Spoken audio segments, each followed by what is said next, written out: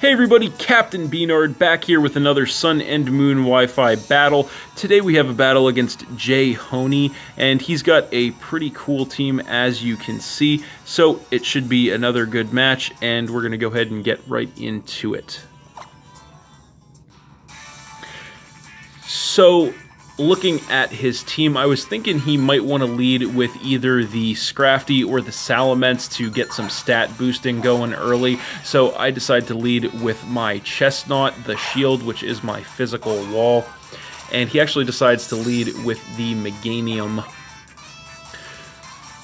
So right out of the gate, he is going to go for the Reflect, which is going to increase the physical defense of all of his Pokemon for a few turns. I actually just went for the Hammer Arm, so that's not going to do much of anything to him after the Reflect, and it is going to lower my speed. So this is no good. I have to switch out here. Nothing more I can do with Chestnut right now, so I'm going to come in with my Victini as he actually goes for the Light Screen to increase the special defense of all of his Pokemon for a few turns as well. So a good old-fashioned dual screener lead here, which is pretty cool.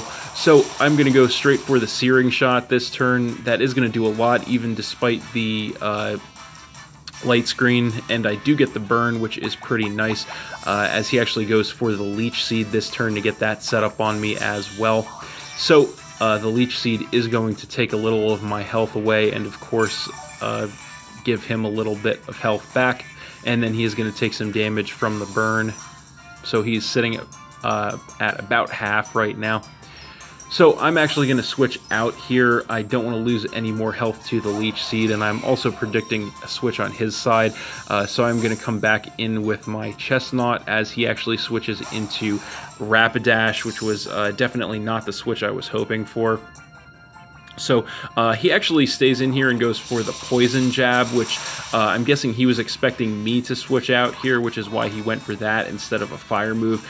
It does about half to me, and he does get the Poison, which is unfortunate. He is also going to take damage from the Life Orb, but it is now time for me to go ahead and bust out the Z move here on my Chestnut, which is actually the Rock Z move, the Continental Crush. Haven't got to use this yet, but glad I am getting to use it right now. So pretty funny move. I basically just drop a giant freaking rock on him. So Rapidash is not a fan of rock, unfortunately, so that is going to easily be enough to one-shot that thing and drop him down to 5 Pokemon, and I'm also going to take some damage from the poison. So then he is going to come in with Scissor, and I'm going to go for the switch here. I do feel like saving my Chestnut for later, and I know the Bullet Punch is coming, so I'm going to go ahead and come in with my Excadrill, the Gravedigger, as he is going to go for the Mega Evolution into Mega Scissor.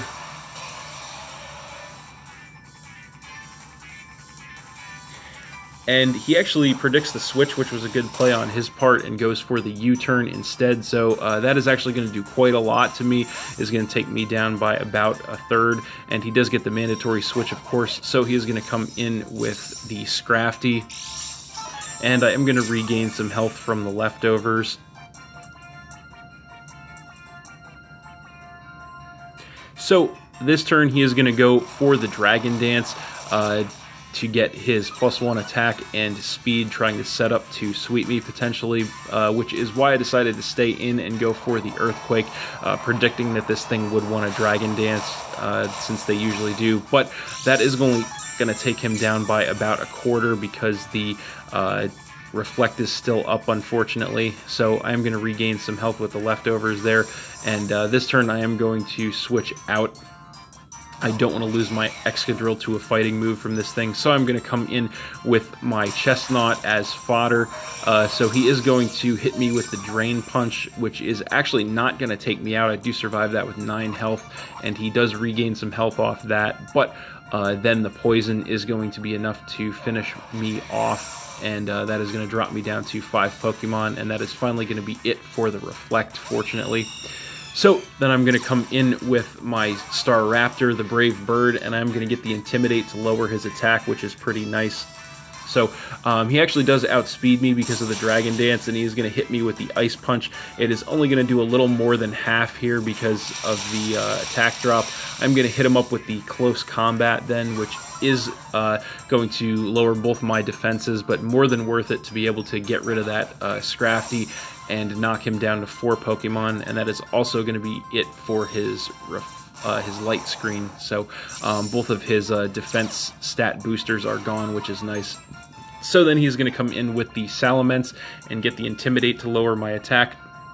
So he actually goes for the Substitute here, which was a pretty interesting play. I definitely didn't expect that.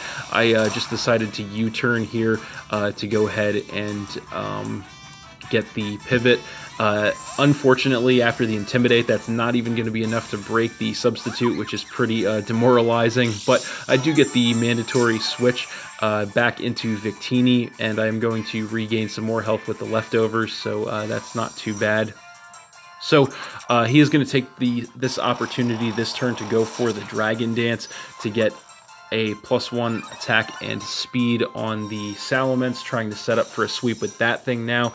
I'm just going to go for the Psychic here. Pretty much anything I do is going to be enough to break the Substitute, so that's pretty much all I'm going to get out of this turn, and also another turn of Leftovers recovery, which is going to put me back up to almost full. So he is going to go for the Double Edge this turn, trying to take me out. I am actually going to survive that with about 1/3 of my health. He is going to take some recoil damage from that. And I'm going to go for the Psychic again, which is fortunately going to be enough to take this thing out and drop him down to 3 Pokemon. So another pretty sizable threat out of the way there. And I'm going to regain some more health with the Leftovers. So then he is going to come in with his Gengar, and that is going to force me to switch. I don't want to get taken out with a Ghost Attack, so I'm going to come in with my Greninja Ash Ketchum to try and absorb that. He does go for the Shadow Ball, which is actually going to do a little less than half to me, even though it is not very effective, and he's going to take some damage from the Life Orb. So this turn I'm going to go straight for the Dark Pulse. The Protein is going to transform me into the Mono Dark type, and that is actually going to be enough to one-shot the Gengar, although his Cursed Body does activate, which is pretty funny. That is going to disable my Dark Pulse. So that is going to take that thing out and drop him to 2 Pokemon, and I am going to take some damage from the Life Orb. So then he is going to come in with his Meganium, and I'm just going to go straight for the Ice Beam here. So the Protein is then again going to change me to the Ice type, so that is actually going to be enough to finish off the Meganium. I'm guessing he was banking on surviving that, but was not able to, so that is going to drop him to just 1 Pokemon. So then he is going to come back in with his Scissor, and he's just going to go straight for the Bullet Punch here. There's really no reason for me to switch out, but unfortunately, since I am still the Ice type, that is going to be super effective and more than enough to finish my Greninja off, dropping me to 4 Pokemon. So then I am going to come in with my Staraptor yet again, get the Intimidate to lower his attack. And I'm actually going to double switch here so I can get another Intimidate with my Staraptor later on if I need it. So I'm going to switch into my Excadrill, again, knowing the Bullet Punch is coming, which this time he does go for, so not going to do too much of anything to me there.